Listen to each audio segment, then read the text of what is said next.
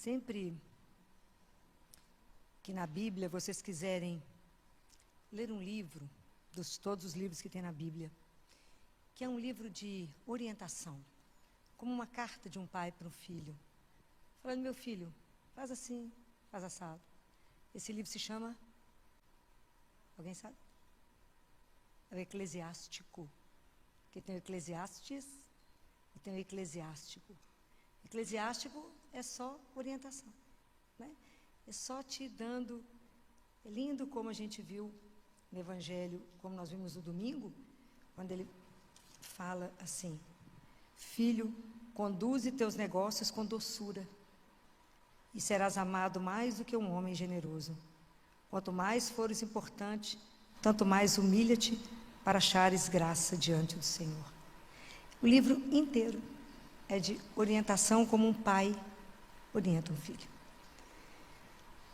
E no Evangelho de domingo, sempre que a gente está caminhando com Jesus, né?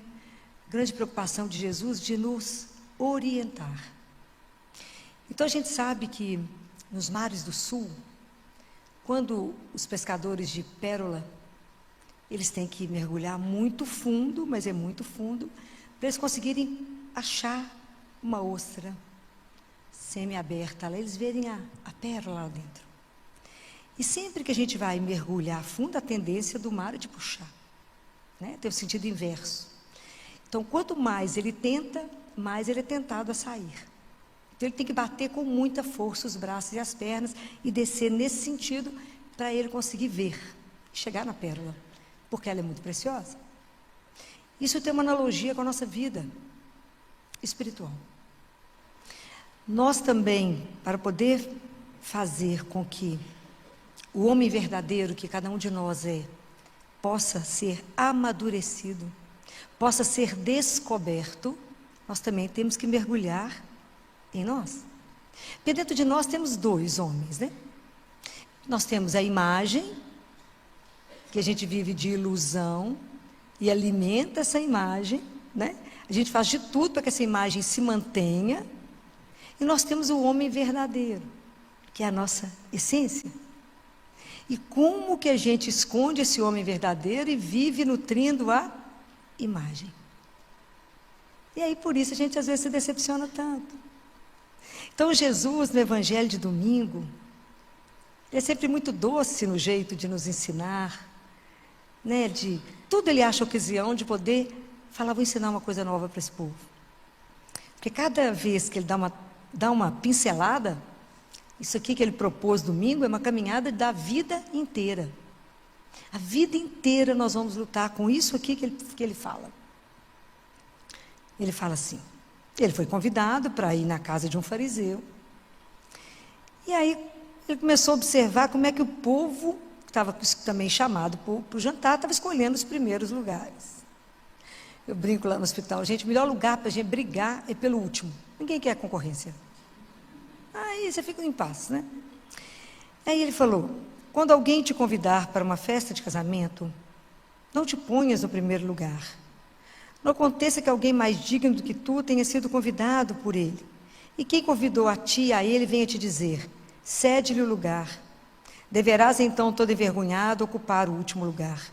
Pelo contrário, quando fores convidado, ocupa o último lugar, de modo que ao chegar quem te convidou te diga: amigo, vem mais para cima. Isso será para ti uma honra em presença de todos os convivas, pois todo aquele que se exalta será humilhado, e quem se humilha será exaltado. Em seguida ele disse àquele que o convidara: ao dares um almoço ou jantar, não convides teus amigos, nem teus irmãos, nem teus parentes, nem os vizinhos ricos, para que não te convidem por sua vez e te retribuam do mesmo modo. Pelo contrário, quando deres uma festa, chama pobres, estropiados, coxos e cegos. Feliz serás, então, porque eles não têm com que te retribuir. Serás, porém, recompensado na ressurreição dos justos. Palavra da salvação. Quando a gente lê, escuta essa palavra, o que Jesus está nos convidando? Ele está nos convidando a tomar consciência de uma virtude que a gente precisa trabalhar, que é a humildade. E a gente às vezes tem uma consciência errada do que é humildade. Humildade é a consciência de verdade daquilo que somos. E aquilo que somos é nada. Ter consciência da nossa pequenez diante da grandeza do nosso Criador, né? Então, isso é um conhecimento. É começar a entender o que significa humildade. É a noção real daquilo que somos. Como diz São Francisco, nós somos aquilo que somos diante de Deus e mais nada. Mesmo que o mundo diga que você é muito mais do que isso. Então, o quanto que isso é difícil para nós.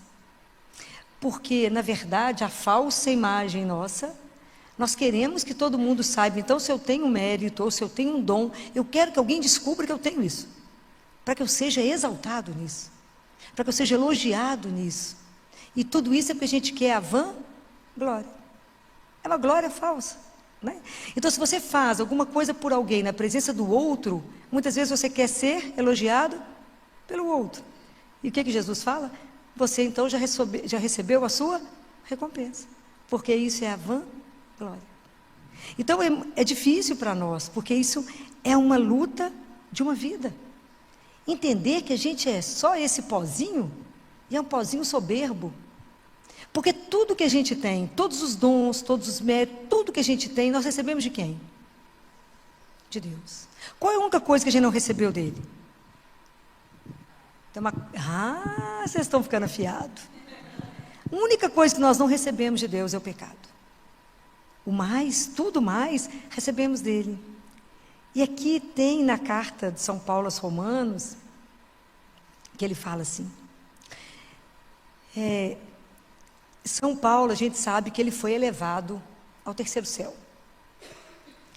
Então, ele começa falando assim, em virtude da graça que me foi concedida, porque vocês imaginam o que ele viu. Eu brinco que porque ele foi homem, né? Era um homem, não guardou nada do que viu, e fala, nenhum olho consegue ver, nenhum ouvido consegue ouvir o que Deus tem para aqueles que o amam. Então ele fala, em virtude da graça que me foi concedida, eu peço a todos e a cada um de vós, que não tenha de si mesmo um conceito mais elevado do que convém. Porque às vezes a gente acha que é o máximo, né? Tinha um desenho animado, qual era o nome do desenho, da figurinha? Era o máximo. Como é que você chama? Eu sou o máximo. Né? Então, às vezes a gente se acha o máximo. E a gente precisa começar a compreender que a gente é nada. Que a gente é tão frágil quanto o outro. Porque a gente precisa começar a trabalhar a nossa soberba. A gente precisa começar a mudar o eu para nós. Porque quem habita em nós? Então, eu não faço. O que está escrito na carta? O que Jesus escreve em João 15? Todo aquele que permanece em mim, e eu nele, esse dá muito fruto, porque sem mim, nada. E nada é nada, não tem ilusão. A gente não é capaz de um bom pensamento, de um bom sentimento, de uma boa atitude, sem Deus. É nada, é nada. Então, às vezes, a gente tem um conceito muito elevado, a gente acha que é muito bacana, acima de todo mundo, e a gente se acha melhor do que o outro. Me acho mais competente do que todo mundo no universo. Eu me acho mais bacana, mais bonita, mais poderosa. Como é que fulano ganhou um cargo que eu não ganhei? Porque então eu tenho uma estima muito mais, eu sou muito bacana, eu tenho uma medida muito alta daquilo que sou. Você sabe com quem você está falando? Já escutaram isso? A pessoa chega no lugar, a pessoa não reconhece. Você sabe com quem você está falando? Nem ideia, meu filho. Era para ter? É o famoso quem? Então, que conceito é? Quem você acha que é? É um pó soberbo, coroado de pecado. E acha que é o último biscoito da lata. O quanto que é difícil tomar consciência, sabe por quê? Porque a vaidade, ela tem raiz muito profunda dentro do nosso coração. E é tão profunda que ela é igual um vírus, mas dos piores. Porque ela se alimenta tanto do bem quanto do mal. Tudo serve para ela ficar bacana. E ela ainda se alimenta mais do bem do que do mal. Ela é terrível. Então, quem escreve sobre a soberba pode estar pecando na vaidade, porque fala, eu quero que as pessoas achem que isso que eu escrevi é bacana. É um perigo. É um perigo. Você deve muita graça e muita misericórdia. Uma vez Santo Antão teve uma visão do mundo e viu um tanto de armadilha para o ser humano cair. E aí ele geme, reza e fala: mas Senhor, quem é que vai conseguir proteger o ser humano? E a resposta foi a humildade. Entender que eu não sou capaz de nada sozinho. Entender que eu tenho uma dependência absoluta do meu Pai. Entender a minha pequenez. O meu, nada. Isso não quer dizer que a gente não seja amado, né? Não seja cuidado. O meu nada. Entender que nós somos dependentes de Deus e da graça dEle. Somos dependentes do amor dEle para estar aqui vivo. Às vezes a gente não acha isso, né? Que a gente só está aqui vivo, que o amor de Deus é um amor em ação, é uma atitude de ação. Por isso nós estamos aqui, porque Ele nos move para. Então a gente tem que entender que assim, falar, eu que fiz, não, nós fizemos. Porque os dons são todos dele. É aquilo, a doçura de Deus, é igual uma mãe ensinando o filho. O menino cisma que vai fazer bolo, já contei isso para vocês. Mas sempre vai fazer bolo. Aí a mãe deixa o menino bater a massa, misturar, a mãe vai pôr nas coisas, o menino vai batendo, acha que está fazendo bolo. Quando acaba, a mãe fala com o pai, olha que beleza o bolo que foi feito. Mas quem que fez? A mãe. Deus faz em nós, mas deixa que a gente fala, olha o que eu fiz, ó, ilusão. Mas a gente vive nessa ilusão, porque é difícil para nós, que estamos a caminho, tirar muita coisa da ilusão, entender que nós somos peregrinos, estamos a caminho de casa. Eu não gosto de dizer que somos um ser só para a morte. Na verdade, nós somos um ser que está sempre em transformação. A gente nasce, cresce, morre, nasce, cresce, morre, no sentido de que a gente vai sendo transformado. Nós somos um ser que caminha para a vida. Então, muita coisa em nós tem que morrer, para que a gente possa nascer, né, melhor em Deus. Compreender, né, compreender o nosso nada. O nosso nada. Então, se a gente consegue pensar, eu sempre falo que a gente pensa na finitude, a finitude, essa consciência de que eu morro, me transforma. Que pode ser hoje, né? Claro que a gente nem pensa que é verdade isso, mas pode ser de verdade, né? Então, pensar na finitude é algo que me transforma. Então, para que essa bobagem, essa vaidade, essa ilusão de achar que eu sou melhor do que o irmão? E de me colocar acima do outro? Então, se a pessoa tem um cargo, é uma luta. A síndrome do pequeno poder, então, ela é pior do que a do maior. Que a pessoa acha que manda, é uma luta. Até a gente entender que a humildade que Jesus nos ensina, qual que é? O que significa a humildade que Ele nos ensina? Como é que traduz a humildade dEle? Vocês imaginam, a humildade de Deus foi tamanha que Ele desceu, porque não tem jeito dele subir, porque não existe nada acima dEle. Então Ele só pode descer.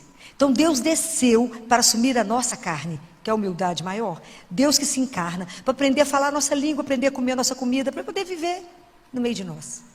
E Ele teve que encontrar um coração humilde, onde Ele pudesse ficar, igual está em Isaías. Eu criei tudo, e aonde eu posso estabelecer a minha morada? Deus fala, num coração que seja humilde.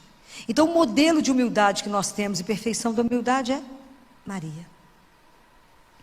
Maria foi de uma humildade tão grande que vocês imaginam, o encontro da humildade de Deus que desce, e de Maria que acolhe, gerou Jesus. Isso é de morrer.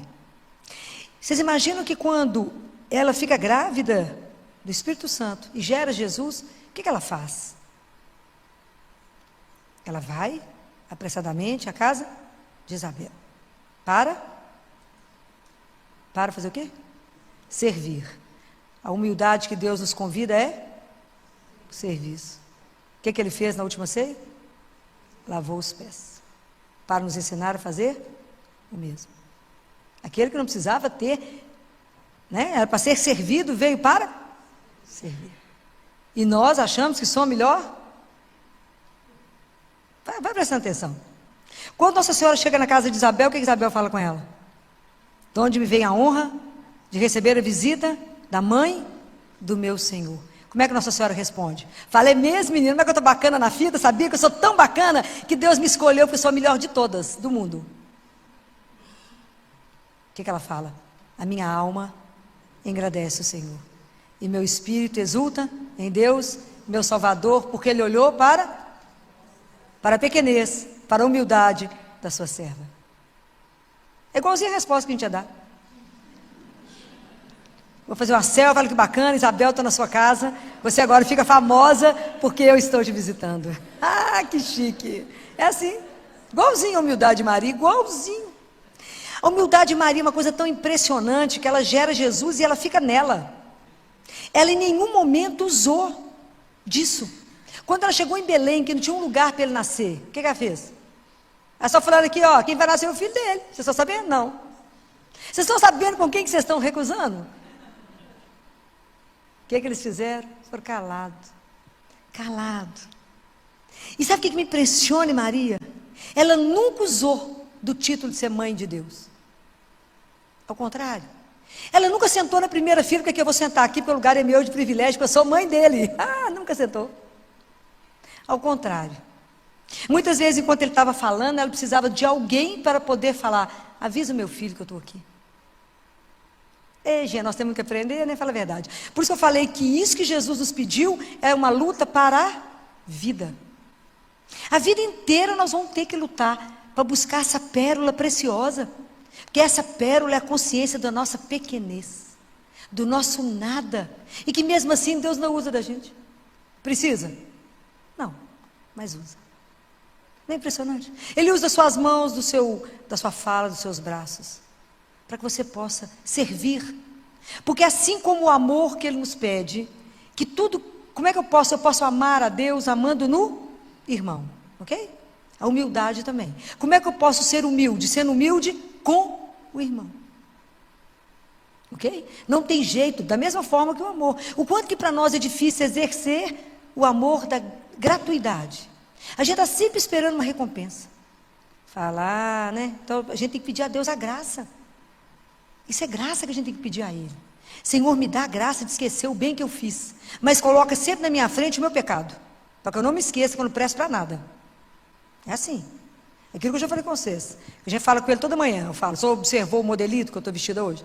Está observando a cor? Olhou bem, gravou a cor que eu estou vestida hoje? Para que o senhor não me perca. Se o senhor me perder, eu vou te trair, porque eu não presto. Falo isso com ele toda manhã. O senhor olhou a roupa que eu estou, Jesus? Então você me perde no meio do povo. Fica de olho. Precisa me puxar na hora certa, para que eu não te traia. Porque prestamos para quê? Para nada. O ego precisa ser desinsuflado, né, gente? Porque alguém te olha, te elogia, você já cresce. E aí nós vamos ficando muito... Por que não cuidamos do ser verdadeiro? Por que a gente às vezes fica inquieto, fica nervoso, fica agitado? Porque nós dependemos da opinião do outro para ser quem somos. Eu fiz uma coisa, mas vocês não vão comentar nada? Você comeu esse bolo que eu fiz, não está bom, não está ruim, não tem nada? Ou eu quero ser aprovado, eu preciso receber aplauso. Se você não me aplaude, como é que eu vivo? Sem aplauso, sem reconhecimento. Eu coloquei uma coisa no Instagram e ninguém gostou, estou arrasada, vou deprimir. Vou tomar um antidepressivo, eu estou péssima. É assim que a humanidade está caminhando. Precisa do aplauso do outro. Nós somos a partir de Deus e mais nada. Qual é o modelo de humildade que São Francisco descreveu? Vocês já leram sobre isso? Não. Qual que é o modelo de humildade que ele dá para nós? A água. Porque a água nunca sobe, ela só desce. Necessária, cristalina, suave, discreta. Está ali. Não é pessoa humilde, aquela que vai chegar, que não está procurando aplauso, não está fazendo nada para que alguém veja. Nós só temos uma pessoa que tem que ver o que a gente faz. Deus. Só Ele. Ele fala assim, nem sei onde é que eu li isso esses dias, mas foi com algum místico que ele falou, não guardo tudo, não é que eu leio. Mas ele fala, não preocupe com a vida do outro, não. Não há um ser no mundo que eu não saiba tudo que está fazendo, tudo que está pensando, todos os atos. Eu sei absolutamente tudo. Então não se preocupe com o que o outro está fazendo, porque no final das contas é só você e eu. Todo mundo terá que fazer o acerto comigo. Então não preocupe com a vida do outro, não. Ocupe que eu posso voltar hoje. E pensa no estado que está a sua alma. Uma chamadinha discreta. Pensa que você pode vir até mim hoje. Foi muito interessante que sábado eu fui a Montes Claros. O avião na saída, eu falei com Jesus, você tem certeza que nós vamos conseguir chegar? Então assim, me na dúvida, né? Nós vamos chegar, eu falei, Jesus, a hora que estava decolando, eu falei com ele, só uma coisa eu não fiz, não confessei antes, meu amigo, se eu cair nesse avião aqui hoje, a confissão ficou em dívida, já marquei uma para amanhã, claro, né? Porque vai que precisa de outra viagem, a situação é boa. Falei, meu amigo, a confissão está em falta, porque se cair, a coisa não vai ser boa, não. Sim, né? Para mim, diante do Senhor, a coisa vai ser boa. Mas a gente não tem essa consciência, porque a gente vive na ilusão. Então é preciso que a gente tome consciência desse nosso nada. E que a gente depende do Senhor para tudo.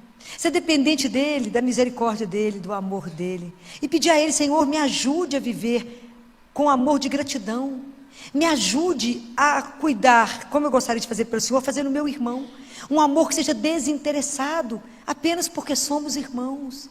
E um tem cuidado do outro.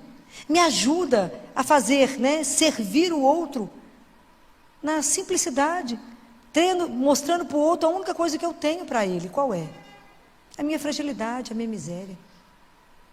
É isso que somos. Então eu não sou a mais. Então até para me ajudar o outro, e isso na medicina é um perigo. Quando eu cuido do outro que está doente, a compaixão, o servir ao outro é no horizontal, gente. Não é vertical, não. Eu não sou mais do que o outro, porque agora eu estou na posição de médico e ele está de doente. Isso inverte. Porque o que eu tenho para oferecer para ele? Apenas a minha humanidade. Apenas a minha miséria. Então nós temos que estar com o outro no mesmo nível. E nunca acima do outro. Porque senão já não ajuda. A gente se coloca superior ao outro até aí. Está vendo como é que é delicado a questão do serviço? A questão da humildade, de tomar consciência disso? Então a gente precisa pedir a Deus, a Jesus, que nos mostre isso, que nos ajude a entender a nossa caminhada. Porque às vezes não é fácil compreender. Porque isso fere, É difícil para nós. Então, isso é uma graça que a gente precisa pedir a Deus. Entender que tudo recebemos dEle e que estamos aqui para servi-lo e que tudo é para a honra e glória dEle, mas que a gente sempre que for tentado, você fala, não para a minha glória, mas para a glória de Deus. Para a glória dEle. Porque é Ele acima de todas as coisas. Mas tem um outro trecho que eu queria convidar vocês a uma outra leitura, que é quando Jesus fala que quando a gente fizer um banquete, que é para a gente convidar os cegos, os coxos, os aleijados. A gente pode fazer essa leitura numa outra chave, que a gente chama de chave de interioridade. Porque dentro de cada um de nós habita um fariseu, legalista, que é rígido, que é perfeccionista, que acredita que tudo é perfeito, correto. E ele também convida a Deus para um almoço, para um jantar. E Jesus vai. Mas Jesus chega, mas não fica muito à vontade, porque está faltando aqueles que são os privilegiados dele. Que são os cegos, os pobres, os coxos, os aleijados, os feridos. É porque, na verdade, quem são esses? Quem são? Os cegos, os coxos, os aleijados. Quem são? Somos nós. Somos nós mesmos.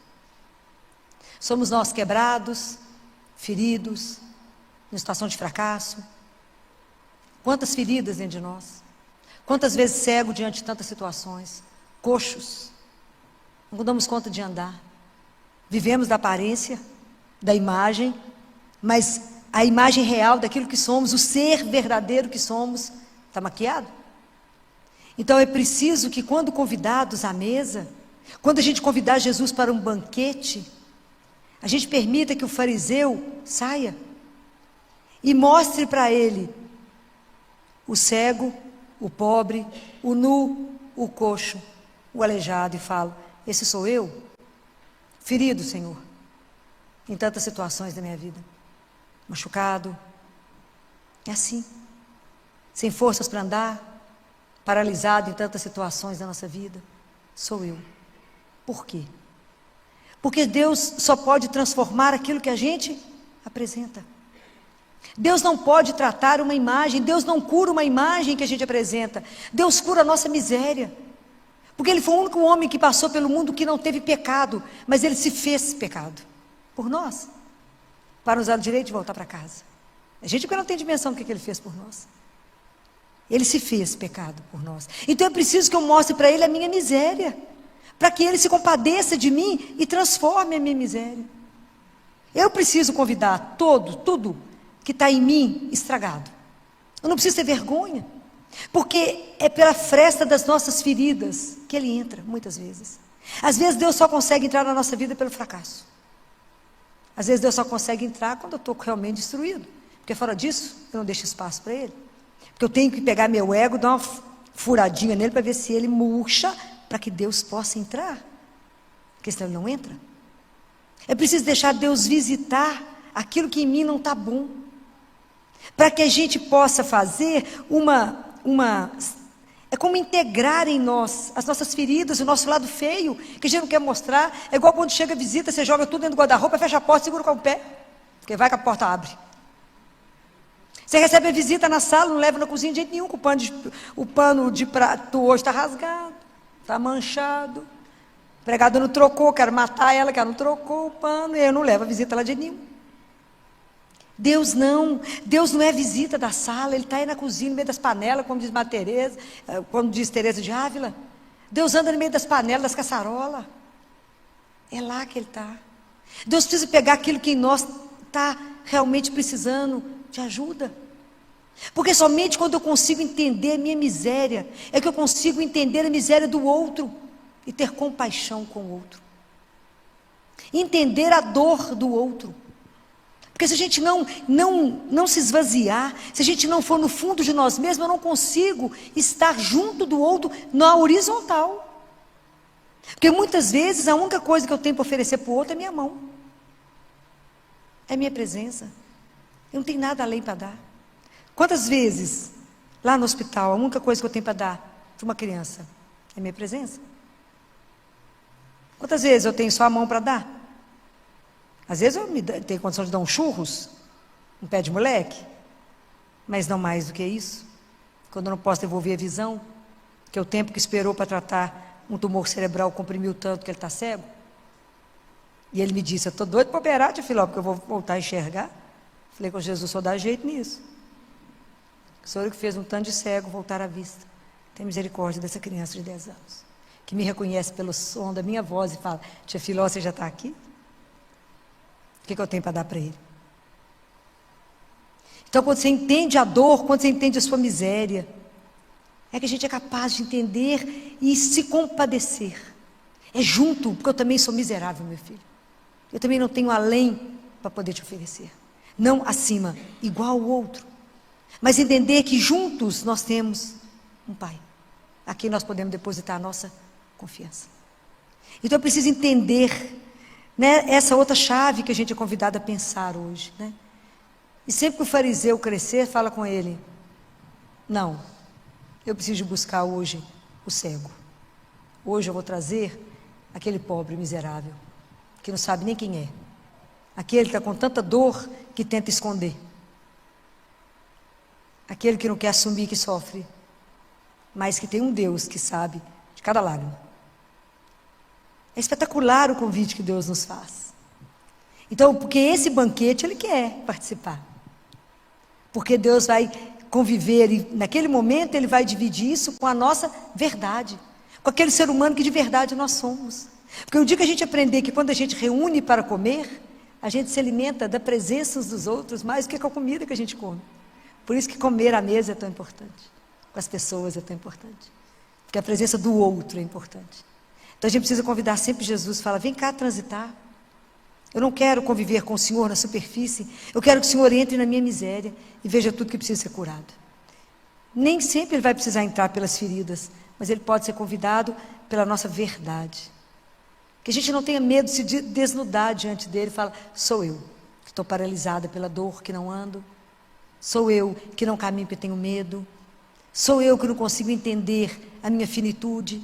Sou eu que ainda não consigo amar, Senhor, porque eu sou egoísta. Sou eu esse. Que a gente não tenha vergonha de dizer, eu sou miserável mesmo. Como diz Paulo, vive dentro de mim um homem velho, que ainda não está convertido direito, e por isso ele quer achar sempre que ele é melhor. Eu não faço o bem que eu quero, eu faço o mal que eu não quero, porque habita em mim o pecado. Então por isso que tudo isso que Jesus nos convida é uma luta, porque é uma luta conosco. De entender que não somos nada. Mas não tem, é tão lindo, porque Deus pode tudo. Mas tem uma coisa que a onipotência dele não pode. E isso que faz o coração de Deus até tremer de emoção. É quando Ele encontra um de nós.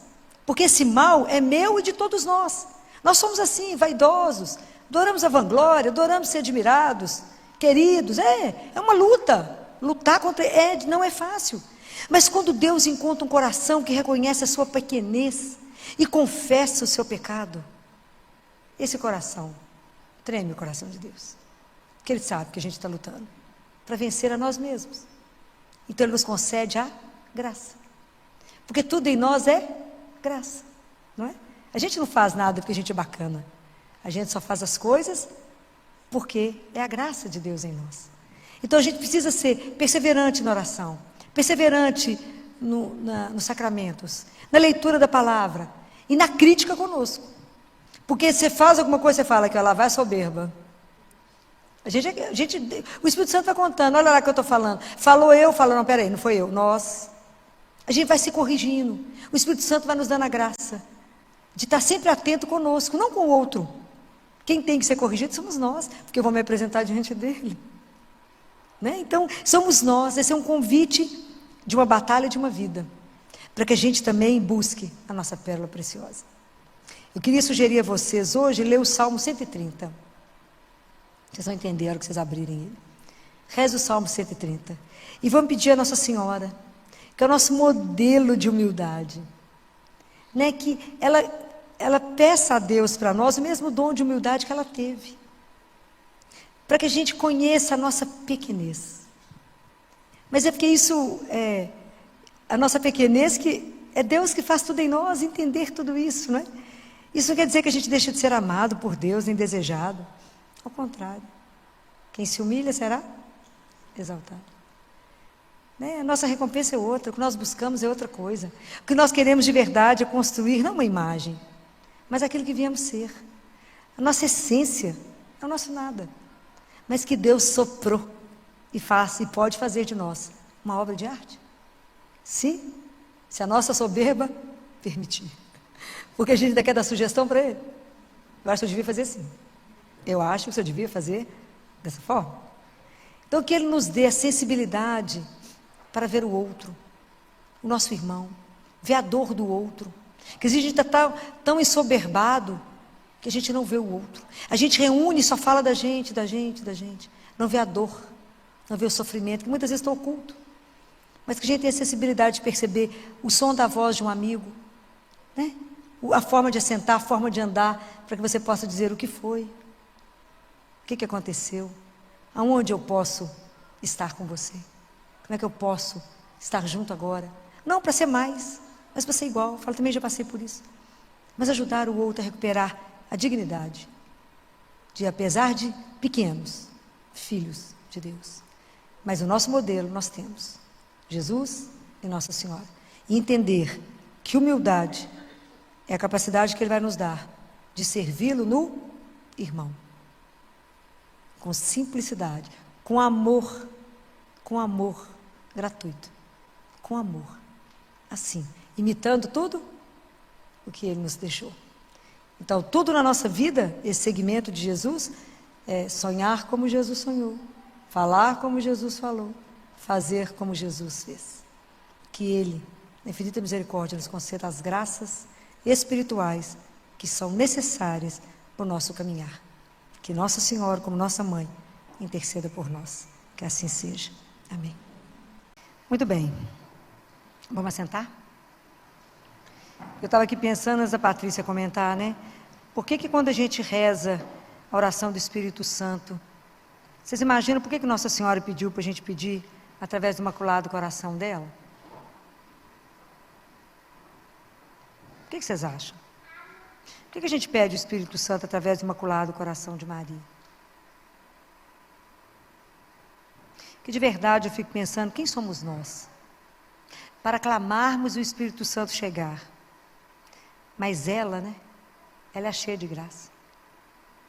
Ela é aquela que encantou Deus, né? Ela é esposa dele. Então ela pode pedir a Ele que venha até nós. Né? A gente precisa entender isso, para que a gente não reze no automático, mas para que a gente entenda por que eu estou pedindo pelo coração dela, Porque Maria, até Deus se rende a ela, porque ela é um encanto, né? Então, a gente pede ao Espírito Santo, através dela, me envia o seu esposo. A senhora é esposa do Espírito Santo. Permita que a gente o receba, né? Aí sim, eu acho que a gente consegue receber, né? Nós vamos rever o Evangelho de Lucas 17, versículo 11, né? Como Jesus se encaminhava para Jerusalém, ele passava através da Samaria e da Galileia. Ao entrar no povoado, 10 leprosos vieram-lhe ao encontro. Pararam à distância e clamaram: Jesus, mestre, tem compaixão de nós. Vendo-os, ele lhes disse: ide mostrar-vos aos sacerdotes. E aconteceu que, enquanto iam, ficaram purificados.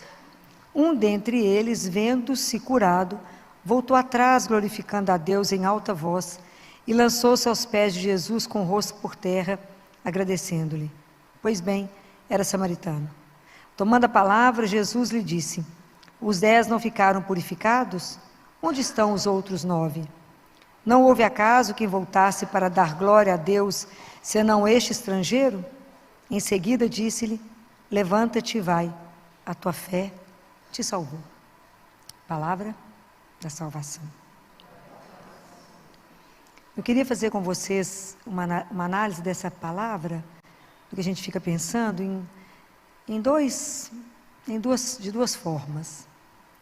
São 2 leituras aqui. A primeira é da gente, sempre que a gente pega a palavra de Deus, a gente precisa se colocar dentro dela, né? Já falei isso com vocês. A gente se coloca. Então, se eu faço essa leitura em chave espiritual, que somos nós, a gente precisa observar algumas coisas, né? Jesus estava a caminho de Jerusalém. Nós também estamos a caminho da Jerusalém celeste. Nós não estamos a caminho? Para onde vamos, né? A famosa Jerusalém celeste? Se vocês observarem, eram os leprosos que pediram a Jesus: Jesus, mestre, tem compaixão de nós. E tem uma frase que diz: enquanto eles iam, enquanto eles estavam a caminho de onde? De Jerusalém. Enquanto eles estavam a caminho, a cura foi processando. E somos nós, então vamos pensar. Quando a gente é batizado, é um dos maiores milagres que começa ali o maior processo de cura que Deus faz em nós. É mais ou menos correspondente à travessia de Moisés com o povo para a terra prometida. A gente naquele momento deixa de ser criatura e se torna filho de Deus. Pode imaginar que travessia é essa? Eu deixo de ser criatura e passo a ser filho. Muito bem, nós somos batizados, aí vamos crescendo e vamos fazer a nossa caminhada.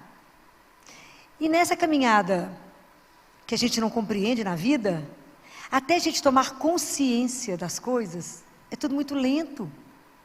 Então, até eu tomar consciência, então primeiro vou à igreja porque alguém me obriga, né? A mãe briga, os meninos vêm para a igreja, mas fica fora do que é dentro, vem e fica emburrado, né? Assim? Briga com a mãe fala: se não vier, não vai fazer tal coisa, que é a luta, para ver se evangeliza os meninos, uma luta. Aí depois a vida vai trazendo questões, e a gente vai despertando. Então, a primeira consciência que eu vou tomando, a primeira consciência que eu sou filho de Deus. Não qualquer filho, mas um filho ou uma filha amada. Esse é o início do caminho espiritual. Depois eu vou entendendo que eu sou peregrino. Que eu estou aqui de passagem, eu estou indo para Jerusalém. Então eu não posso carregar muita coisa. E aí, enquanto eu vou caminhando, vai acontecendo o meu processo de conversão. Porque a nossa conversão, ela não é de uma vez. Nós somos lentos demais. Parar de pensar em Deus, pensar nas realidades espirituais, é algo completamente fora da nossa realidade. Que a gente tem inserido no mundo. E dentro desse mundo, não pertencer a Ele e ter como prioridade saber que Deus é o meu Senhor, leva um chão. Eu estou quase chegando em Jerusalém, não acordei. Porque eu já colei umas páginas da Bíblia, umas coisas Deus participa, outras Ele pula, né? Não é Ele que pula, sou eu que tiro. Expulso Deus da minha vida, busco Ele de novo. Brigo com Ele, dou as costas para Ele, falo, o mundo é que é bacana, o Senhor é não, depois, volta, descobre que a ilusão do mundo é uma vã glória. Então, esse processo de consciência, de descobrir quem eu sou, essa resposta, gente, é que vai determinar todas as nossas decisões. Enquanto a gente não parar e perguntar quem sou eu, não é a sua profissão. Eu não posso responder, eu sou pediatra. Quem é você? Independente, a profissão é a forma como eu vou trabalhar a minha santificação. É o seu trabalho. Mas quem eu sou de verdade? Essa resposta é uma coisa que eu preciso dar. Senão eu não saio do lugar. Eu me desconheço. Mas o dia que eu descubro de verdade, isso eu não posso repetir porque alguém disse. Mas se eu repito, se eu descubro, quem é você? Eu sou o sonho de amor de Deus. Ele sonhou comigo. Me pôs na mão, me criou, soprou e falou, viva. Para quê? Para ser feliz. Eternamente. O dia que eu descubro isso, minha vida virou do avesso. Porque todas as minhas atitudes vão estar baseadas porque eu sou filha dele. E aí tudo muda. Então, aí quando eu começo a caminhar, começo a ter consciência, eu começo a ter consciência de que, na verdade, quem é leprosa sou eu. Mas como dizia São Francisco, a minha lepra não está no corpo, está na alma. Nossa lepra é o pecado. Mas nós estamos inseridos num mundo que o pecado é aplaudido. E nós que cremos em Deus, falar em pecado é fora de moda. Pecado, filósofo, existe? Claro que existe. Para nós que somos cristãos, nós temos que levar isso a sério. Seríssimo. Isso não é uma brincadeira. Então é por isso que à medida que caminha, vai sendo purificado. Vai sendo curado. Então à medida que eu ando. Porque a vida espiritual, eu já falei com vocês mais de uma vez, ela não tem parque de estacionamento. Nós estamos a caminho. Então, as pessoas perguntam, como é que eu faço para ter fé?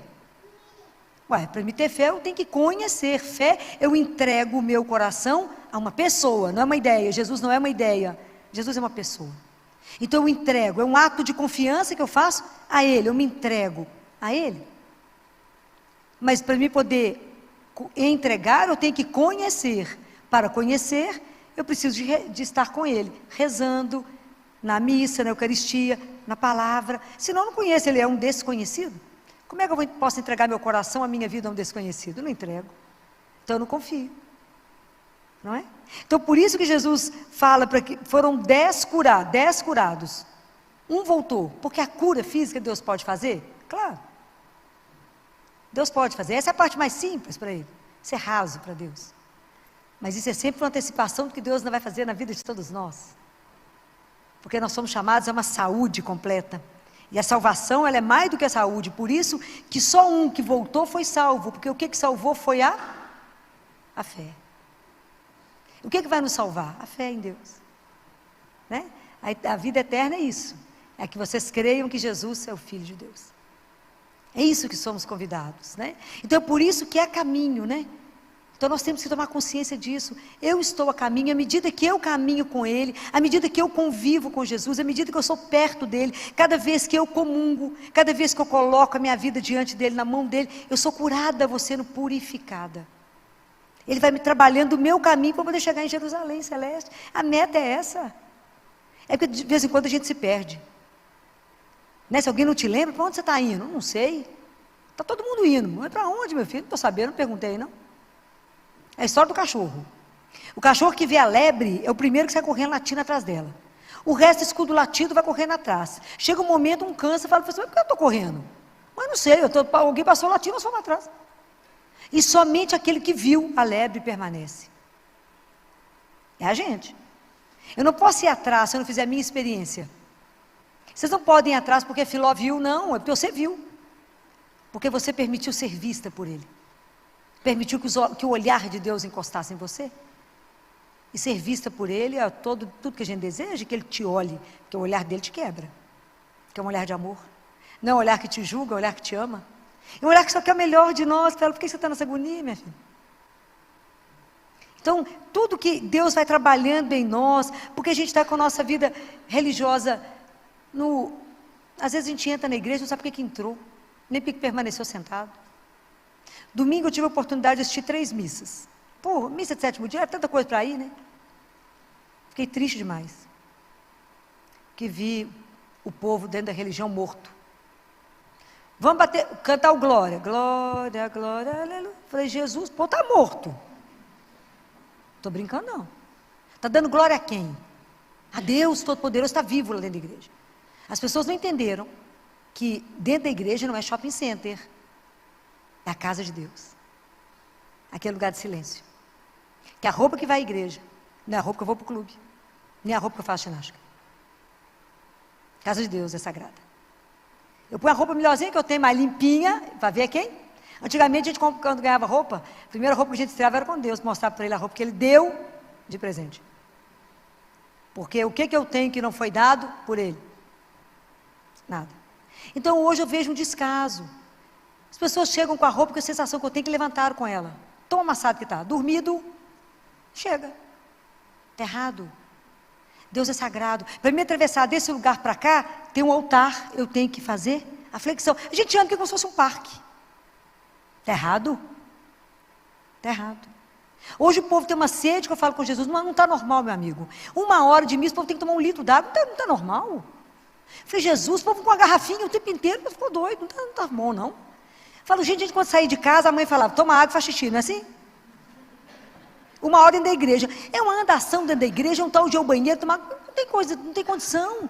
Que inquietude que é essa que está na alma? O pai sai, compra um pacote de pipoca para o menino e dá chocolate, dá pipoca, o chão fica uma confusão. Não é piquenique, eu vi isso todo domingo. Não é piquenique, é casa de Deus, é sagrado. Mas se eu não ensino isso para o menino, como é que vai ser? Está errado. Está errado, está tudo errado. Não pode falar que magoa, ofende, leva processo, eu falo assim mesmo. Está errado. Vou morrer com pecado de omissão, não, vou levar muito pecado. Omissão ou não? Se a gente não acordar uns aos outros. Eu vi gente que sentado chegou, sentado ficou, não fez nem o sinal da cruz, nem levantou, nem ajoelhou, não fez nada, entrou e saiu. Eu falei, Jesus, entrou e saiu, deve ter saído pior que entrou. Pessoas assentadas que enquanto lia a palavra, estavam voando, olhando. Eu falei, onde que está essa criatura? Eu fiquei rezando o tempo inteiro, intercedendo pelo povo.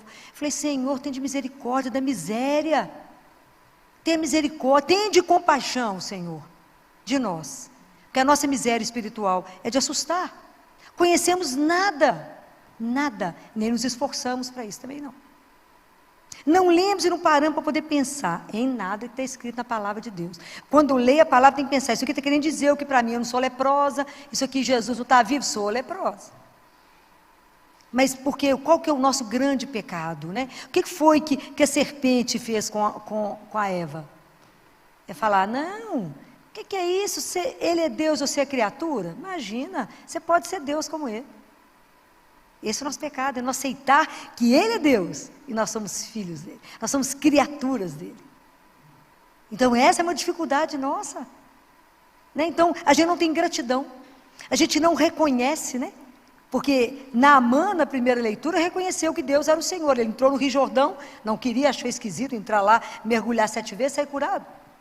Então, o milagre é esse, quando Deus irrompe na nossa vida, no momento que a gente não imagina. Mas se a gente parar e pensar, falar, mas Deus vem na minha vida e visita? Inúmeras vezes. Mas somente um dia, diante da luz dele, nós vamos ver quantas vezes Deus nos livrou de tanto problema. É igual a mãe, com 2 meninos dentro de casa, pequeno. Que quando você acorde um aqui, o outro subiu ali, menino, você livra ele de problema o dia inteirinho.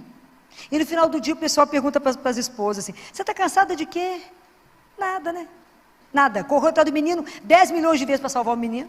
Porque menino, quando ele está com o dedo ali na tomada ou o prego, ao mesmo tempo já engoliu o prego, né? Assim, menino é uma coisa surreal. Como diz uma mãe sexta-feira, Filó, acabei de chegar do serviço morta. O menino pôs macarrão no ouvido. Filó, vai ser absorvido? Não, querida, não vai ter que ir para o Instituto de Otorrino para tirar. Filó, não acredito, eu estou morta. Falei, missão, mãe, pode ir. Não tem condição. Filó, não acredito, onde é que você me arrumou um macarrão para pôr dentro do ouvido? Falei, só Deus sabe. E aí vai. E assim, um dia, quando a gente estiver diante de Deus, ele vai falar, aqui eu te livrei disso, aqui eu te livrei daquilo. Um tanto de coisa que a gente não percebeu, que a misericórdia esteve conosco, que a presença e o olhar atento de Deus cuidou de nós, e foi nos livrando de um tanto de coisa. Então a gente não carrega dentro de nós a gratidão. que a gente não reconhece, a gente fica esperando as grandes coisas, e Deus está cuidando o dia inteiro. É igual a mãe, quando o menino dorme, fala, não acredito que dormiu. Não acredito. Vamos ver se não tem nada mesmo acontecendo. As mães, elas não dormem mais, elas desmaiam, né? Porque não tem condição, tem uma turma que só Deus. E assim a gente com Ele. A gente não compreende que a gente recebe primeiro a vida como dom. Nós não demos a vida pertence a Deus, Ele nos deu de presente. Então ser grato, porque Ele nos chamou a vida, e é uma vida que é eterna. E quando eu tomo consciência de que eu sou filha, que fui chamado a isso, a minha vida eterna começa aqui, numa relação com Ele, completamente diferente. Completamente diferente. Você fala, como é que eu vivi até agora sem Ele?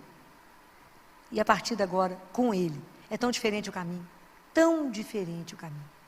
Quando eu sei que o meu grande companheiro é Ele, tudo fica diferente.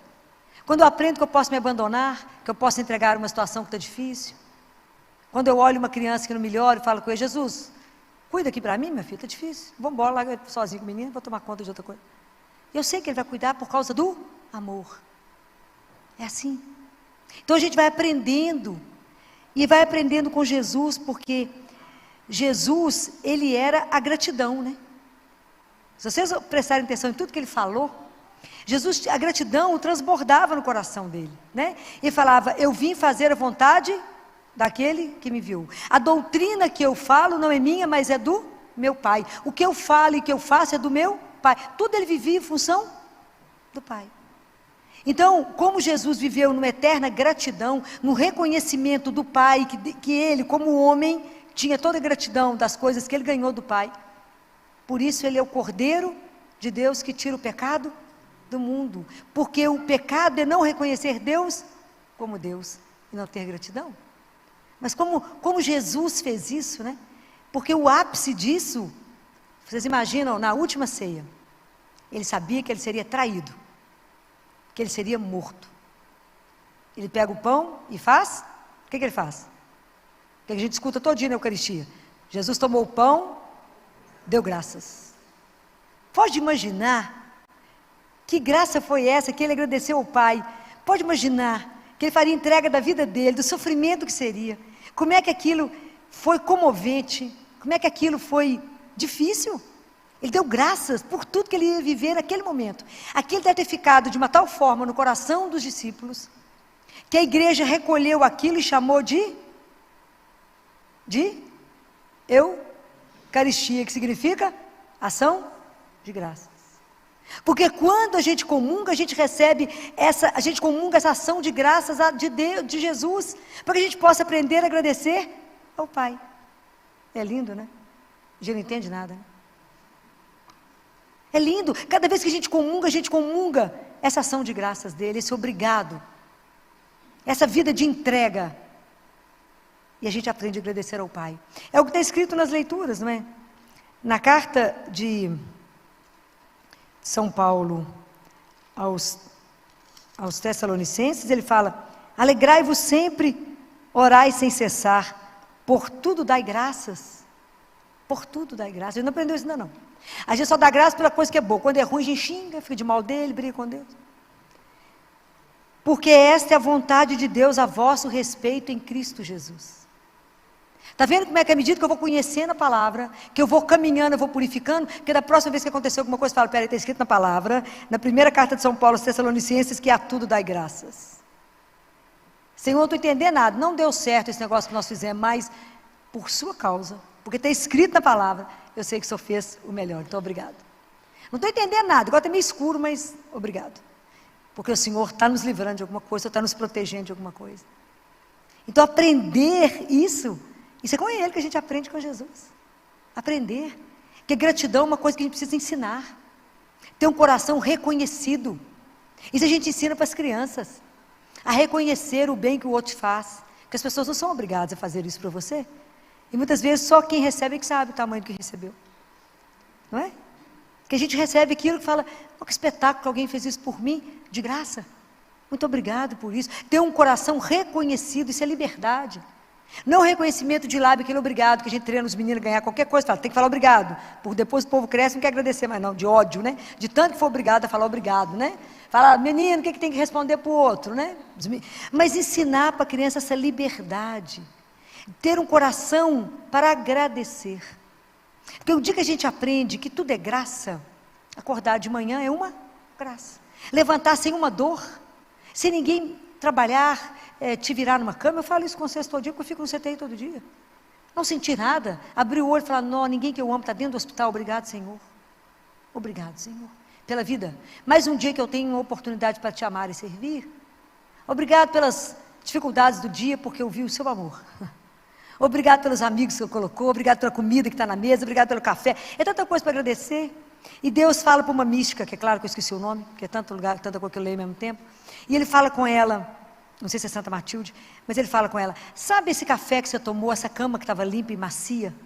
Esse pão que você tem para comer? Leia, você não está lendo nada? Tem alguma coisa escrita, não está vendo? Leia, porque eu te amo. Por isso eu te dei. Não é de morrer de chorar? Porque eu te amo. Isso ele faz conosco o dia inteirinho e a gente não vê. É um bando de mal agradecido. Nós temos dificuldade de agradecer a Deus. Se a gente começar a fazer a lista de tudo que tem para agradecer, não sobra nada para reclamar. Começa a agradecer. O dia que vocês quiserem dar uma volta comigo lá na Santa Casa, vocês vão sair de lá de joelho. Falar, não, tem demais. Não. Tem mesmo que trabalhar o dia inteiro para poder, tristeza, por quê mesmo? Porque eu não descobri Deus antes. Porque eu não vivi para isso. Né? Então, esse coração agradecido, nós temos que aprender isso de Jesus. Falar, meu amigo, me ajuda enquanto ainda estou a caminho. Não me deixa perder tempo com bobagem, eu falo com Jesus, não me deixa perder tempo com nada. Mas me centra naquilo que eu quero. Qual que é a minha meta? O céu, Jerusalém Celeste. Então me ajuda. Então, apesar do pecado estar fora de moda, procurem confessar. Nós temos que preparar a nossa alma para chegar lá. Não preocupa com o que Deus está fazendo na vida do outro. A gente não tem nada com a vida do outro, temos? Não. Se você não puder ajudar, não tenha curiosidade. Mas tenha curiosidade como está a sua alma, se Ele te chamar hoje. Pode ser uma surpresinha. Falar, o quê? Você já me chamou? Ó, estava esperando, não. Não é de assustar? Não é? É de assustar, não é? Quando fala, e se for hoje? Né?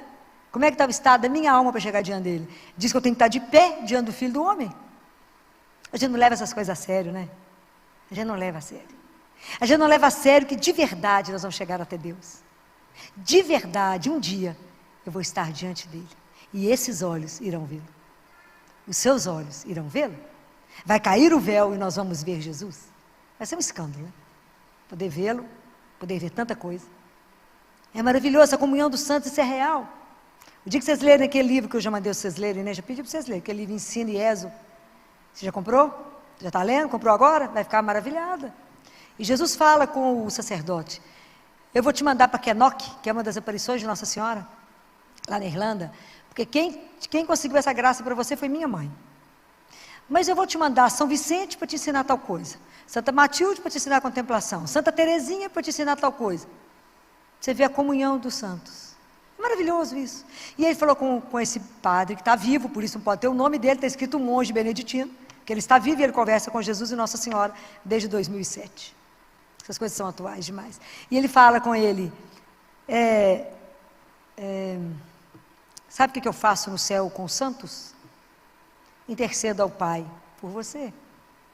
Os santos estão de olho, por isso que a gente reza. Por isso que Jesus fala assim, todos os dias rezem por São Miguel, seu anjo da guarda, Maria Santíssima e o santo do dia. Por quê? Porque ele que intercede diante de Deus por nós. O dia que a gente descobre isso é maravilhoso, você não dá seco para ninguém. Hoje é dia do Papa, você fala com ele, reza por mim aí.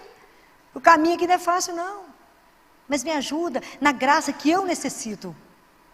Que a gente pede a Deus assim, me dá a graça que eu preciso para dar conta de ver a vossa santíssima vontade, de vos servir, porque é tão difícil. A gente não escuta, a gente é cego, a gente é coxo. A gente é surdo. A nossa conversa com Deus parece mais um diálogo de surdo, mudo, não entende nada. Um falou, alguém entende. A gente não aprendeu a silenciar, não aprendeu a calar diante de Deus. Não aprendeu a estar diante dEle. Por isso que esse caminho é tão difícil. Por isso que a gente está sempre pedindo a Ele, Jesus, tende compaixão. Tende compaixão da minha miséria. Compaixão de nós. Que não vemos, não enxergamos nada. Abre nossos olhos. O Senhor é o amém. O Apocalipse diz, Jesus é o amém. Porque quando a gente diz amém é, obrigado Senhor, sim Senhor. Eu entendo e aceito que o Senhor é Deus e eu sou apenas a sua criatura. E a gente devia ser tão feliz com isso, igual menino. E aprender a receber as coisas de Deus, igual criança recebe um presente. A criança, quando recebe um presente, ela fica assim intimidada quando o pai e a mãe dá? Sente algum problema? Nenhum, fica uma alegria louca, né? Oh, a gente tem que ser mais simples. Deus me deu isso, obrigado. Por que o Senhor me deu? Porque o Senhor é meu pai e me ama. Obrigado. Merecer, já merece? Não, mas o Senhor deu porque é pai. Menino merece, não tem hora que você quer matar, mas você dá um presente, porque amanhã é dia das crianças, imagina. Né? O neto já chegou lá em casa domingo e falou, vovó, e o presente dia das crianças? É terça-feira, né? Mas já está ligado no dia das crianças, né? Porque todos estão ligados. Hoje um chegou lá no consultório e falou, já comprei o presente no dia das crianças. Falei, é antecipado, que é amanhã. Mas é para os meninos entenderem. Mas é essa gratuidade, receber as coisas de Deus assim, de uma forma gratuita. E ter gratidão uns com os outros. Ninguém tem a obrigação de fazer algo por você. Mas quando faz, receba. Receba, fala, mas que delícia, muito obrigado. Porque você me ajudou nisso. É tão bom isso. Né? Eu acho que quando a gente é capaz de reconhecer, dizer obrigado é uma palavrinha tão difícil e tão espetacular. Quando alguém te serve de algum outro jeito. Isso, quando você não espera, né? Principalmente, né? Que é assim que é Deus conosco. Mas é isso que hoje a gente está com o coração cheio, né? Para dizer a Jesus, obrigado por me ensinar que eu sou filha. Obrigado por me ensinar que tem tantos que estão intercedendo por nós e que a vida dos santos é para interceder na nossa vida. Obrigado. Obrigado cada dia que eu levanto. Obrigado porque eu caminhei até aqui. Obrigado porque eu estou escutando a sua palavra. Obrigado que eu escuto, que eu enxergo, que eu ando. Então não deixe essa vida inutilizada, mas faça acontecer nessa vida. É assim que a gente pede. Obrigado pela Eucaristia de cada dia.